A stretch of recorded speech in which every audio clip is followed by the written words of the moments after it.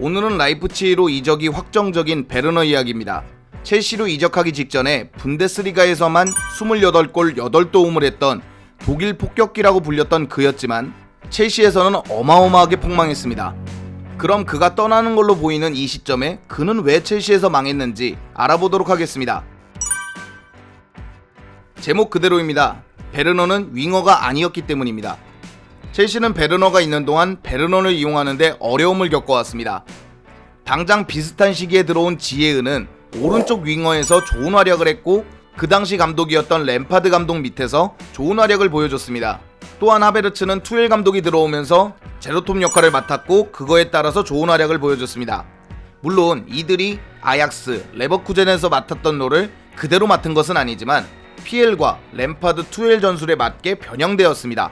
또 그에 따라서 첼시에서 활약을 보여줬는데 그러나 베르너의 문제는 램파드, 투엘 그 어느 전술에도 녹아들기 어려운 선수였습니다. 일단 램파드부터 보자면 페드로와 윌리안처럼 스위칭을 많이 가져가지고 때에 따라 드리블과 찬스 메이킹을 할 수 있는 그런 자원을 잘 썼습니다. 당장 윌리안의 기록만 보자면 램파드가 감독으로 있던 시절에 본인의 커리어 하이를 찍을 정도로 램파드는 온도볼이 되고 활동량이 많은 윌리안을 잘 썼습니다. 물론 베르너도 활동량은 많습니다. 램파드 시절에도 혼자만 압박을 넣으러 달려가는 장면도 있습니다. 그러나 베르너를 측면으로 쓰자니 드리블과 온도볼이 너무 떨어지고 최전방에 홀로 놓자니 포스트 플레이가 안 됐습니다. 게다가 램파드 시절 때는 타미 아브라함을 지루보다 많이 썼는데요. 타미 아브라함마저 포스트 플레이가 안 되다 보니까 타미 아브라함과 베르너가 같이 나왔을 때는 좀 겉도는 느낌이었습니다. 반면에 지루가 나온다면 포스트 플레이는 분명 되지만 지루가 그렇게 빠른 속도를 보여줄 수 없기 때문에 베르너가 들어가는 속도에 맞춰서 들어가기가 어려웠고 윌리안과 페드로로 측면부터 만들어가는 것에 익숙했던 램파드는 베르너가 들어오고부터 측면 활약이 안되다 보니까 지에르를 통한 크로스나 아니면 풀백들을 이용한 무지성 크로스를 반복하게 됐습니다. 그러니까 라이프치히 때 폴센 역할을 맡아줄 지루가 존재하긴 했지만 당시 램파드는 윙어, 페드로와 윌리안 역할이 필수적이었기 때문에 램파드는 그를 최전방 투톱이 아니라 윙으로 기용하게 됩니다. 이는 투엘 감독도 마찬가지입니다. 주로 최전방에 하베르츠와 루카쿠를 원톱으로 기용을 했고요. 베르너를 주로 측면에서 나오게 했는데 온도볼이 너무 안되다 보니까 영향력은 점점 떨어져 갔습니다. 게다가 투엘 감독이 들고 왔던 3백은 베르너를 한 번 더 좌절하게 합니다.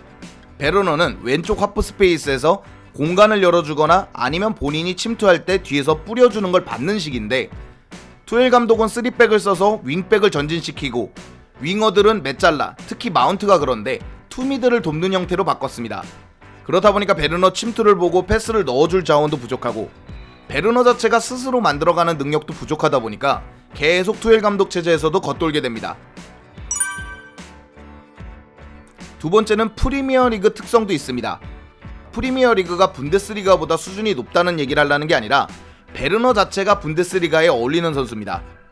정확히 말하자면 나겔스만이 구사하는 미드필더부터 유기적으로 돌리고 투톱을 쓰는 방식이 맞겠지만 단순히 리그만 보더라도 분데스리가가 PL보다 더 어울립니다.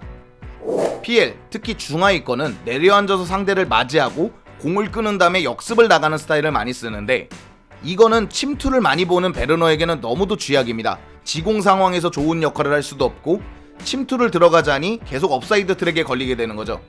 반대로 맞불을 넣는 상대를 만나면 그래도 베르너가 잘합니다. 당장의 지난 시즌 레알 마드리드 2차전을 보면 베르너가 너무 잘할 수 있는 환경이었고 실제로 베르너가 굉장히 잘했습니다. PL로 보자면 대표적으로 사운스햄튼이 있습니다. 하스니틀 감독은 상대와 맞불을 놓는 전략을 굉장히 많이 쓰기 때문에 큰 승리를 가져갈 때도 있지만 대패를 할 때도 있거든요. 그래서 베르너가 사운스햄튼전에 좋은 활약을 많이 보여줬고 그래서 많은 사람들이 베르너를 싸임전 전용 공격수가 아니냐는 오명까지 썼습니다.